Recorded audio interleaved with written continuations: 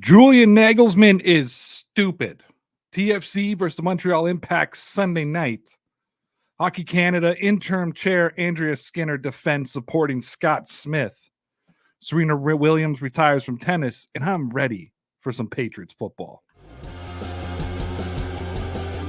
You know, the NFL had the chance to do the right thing. I believe that the NFL was going to be on the right side of history for the first time ever. Unfortunately, the NFL did what the NFL does. The impact that they've had on Toronto FC, it's undeniable. I understand that you have to defend your quarterback. I understand that you just can't come out and, say, well, we don't want this Sean anyways. I understand. I get it. I have to do this because I have to appreciate it.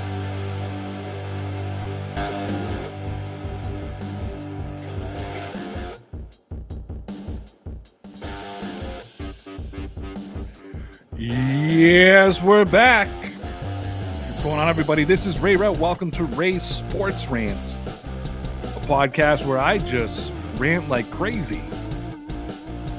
So as you heard from the intro today, I'm going to be talking about why I'm so upset with Julian Nagelsmann. Is Sunday night's game against Montreal do or die for Toronto FC? Why does Hockey Canada keep backing their terrible, terrible leadership? How special was Serena Williams?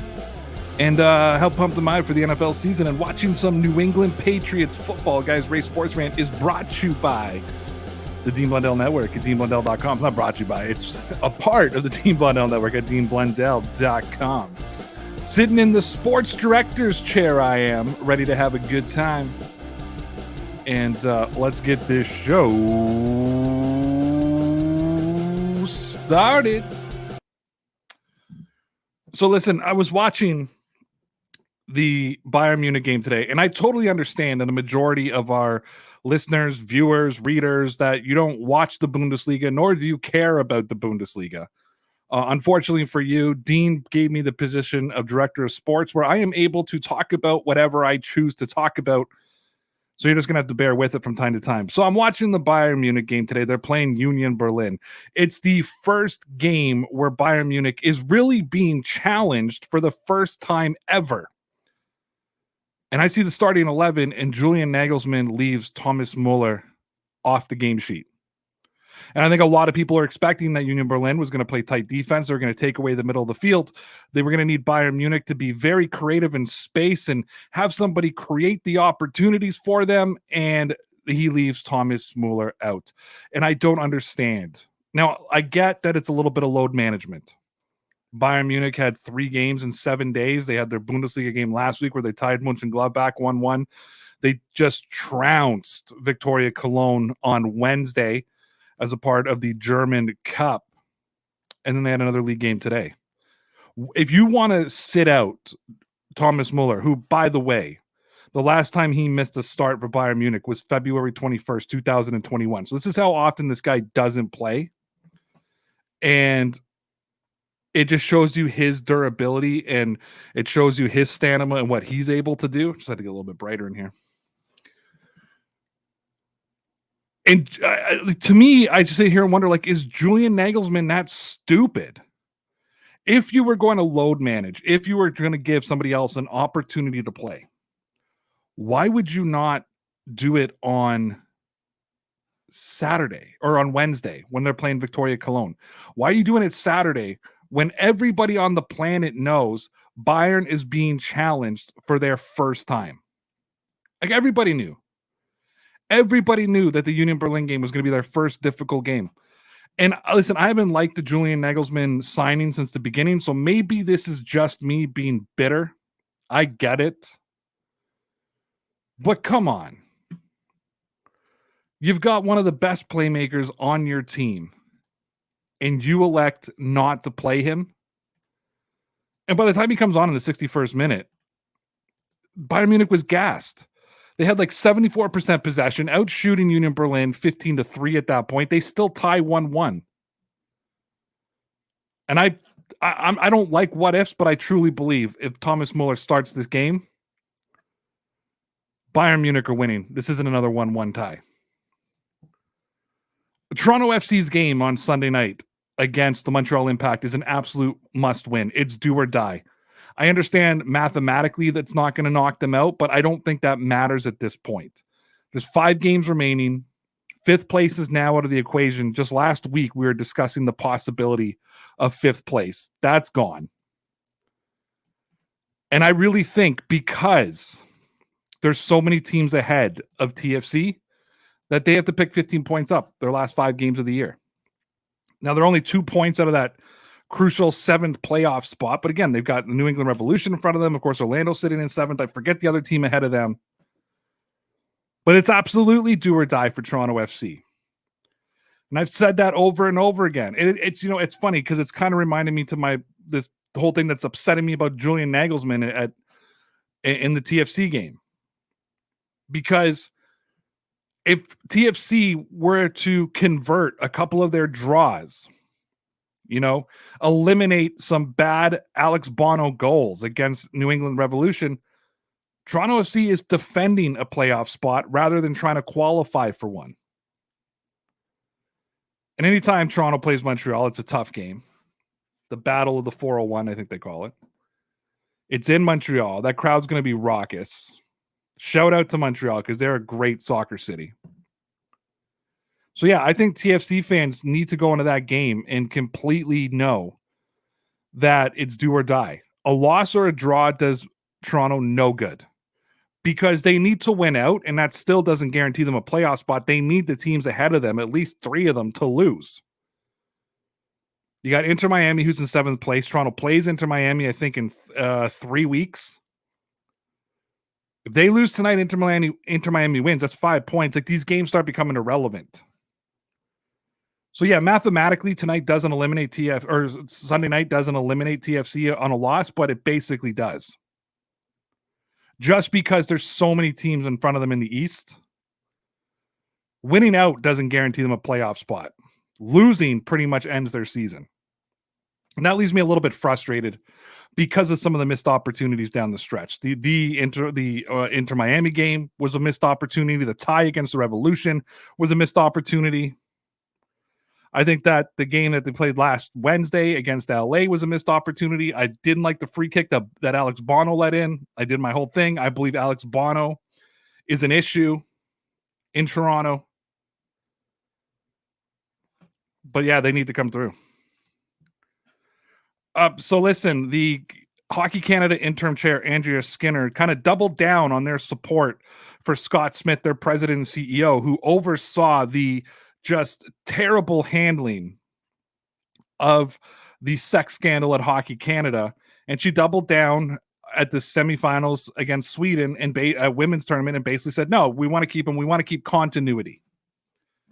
The entire country is calling for changes at the top levels of Hockey Canada, and they want to keep continuity, which means they believe Scott Smith can make them the most money because Hockey Canada is going to be hurting for money now. They've lost 3 major corporate sponsors in Scotiabank. They lost Canadian Tire. They lost somebody else who I can't remember at this moment.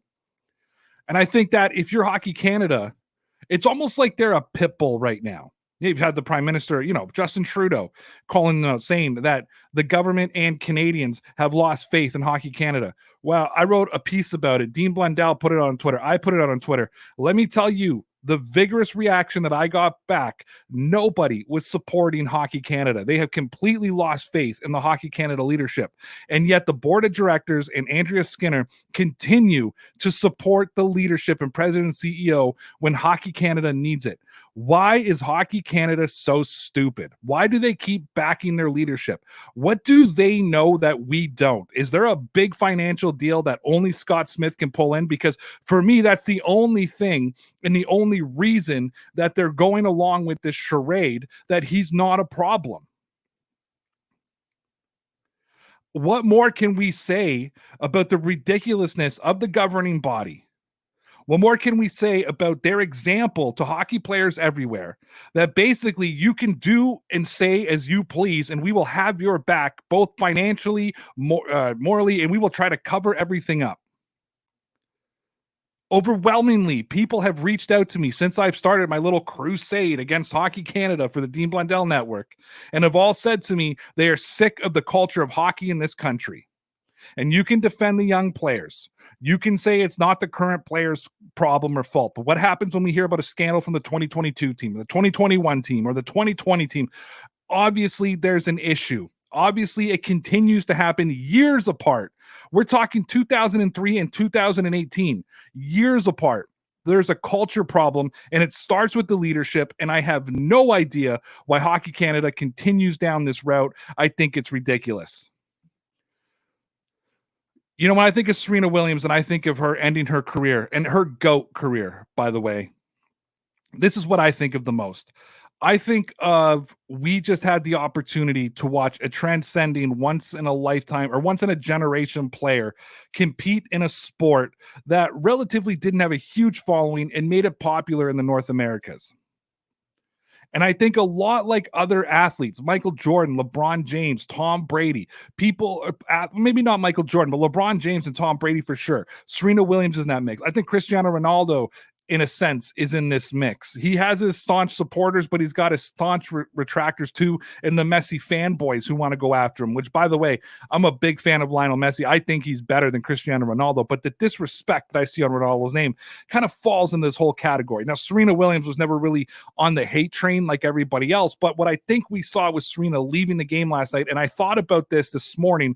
I was watching this highlight package from her run and then the big goodbye message, and I thought, we probably wasted a lot of opportunity. We could have been watching Serena Williams. We got maybe the opportunity to watch it live, the opportunity to watch it on TV, or maybe just not appreciating what we were watching on a year-to-year basis or a week-to-week basis, the same way we didn't appreciate what we saw in Djokovic and Nadal and Federer, when you had three of the best players maybe to ever play the game on the male side playing at the same time. Serena Williams is the GOAT. And I think a lot of us lost the opportunity to really appreciate what she had. One of those things of like, you know, we appreciate what we have after the fact, right? Once it's gone, we appreciate what we had. Serena Williams dominated the sport, transcended the sport.